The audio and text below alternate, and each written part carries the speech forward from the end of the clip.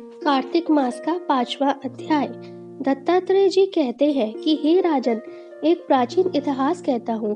भृगु वंश में ऋषि का नाम की एक ब्राह्मणी थी जो बाल्यकाल से ही विधवा हो गई थी। वह रेवा नदी के किनारे विंध्याचल पर्वत के नीचे तपस्या करने लगी। वह जितेंद्रिय, सत्यवक्ता, सुशील, दानशीलता तथा तप करके देह को सुखाने वाली थी। वह अग्नि में आहुति देकर उच्चवती द्वारा छठे काल में भोजन करती थी। वह वक्कल धारण करती थी और संतोष से अपना जीवन व्यतीत करती थी।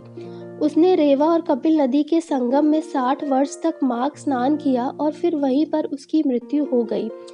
माघ स्नान के फल से वह दिव्य 4000 वर्ष तक विष्णु लोक में वास करके सुंद और उपसुंद दैत्यों को नाश करने के लिए ब्रह्मा द्वारा तिलोत्तमा नाम की अप्सरा के रूप में ब्रह्मलोक में उत्पन्न हुई। वह अत्यंत रूपवती, गान विद्या में अति प्रवीण तथा मुकुट कुंडल से शोभायान थे।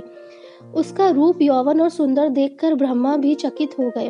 वह तिलोत्तमा रेवी नदी के पवित्र जल में स्नान करके वन में बैठी थी। तब सुंद व उपसुंद के सैनिकों ने चंद्रमा के समान उस रूपवती को देखकर अपने राजा सुंद और उपसुंद से उसके रूप की शोभा का वर्णन किया और कहने लगे कि कामदेव को लज्जित करने वाली ऐसी परम सुंदरी स्त्री हमने कभी नहीं देखी। आप भी चलकर देखें।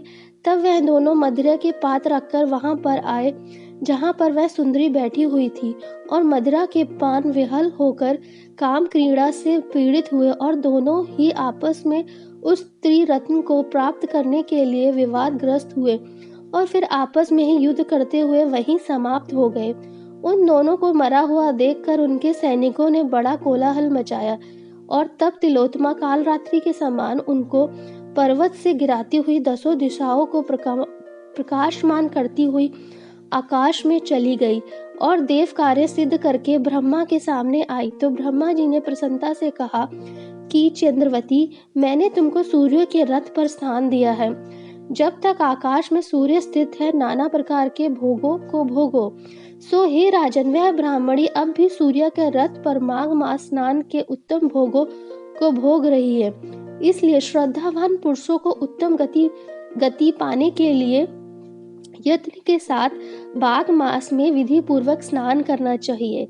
ये था माघ मास का 5वां अध्याय।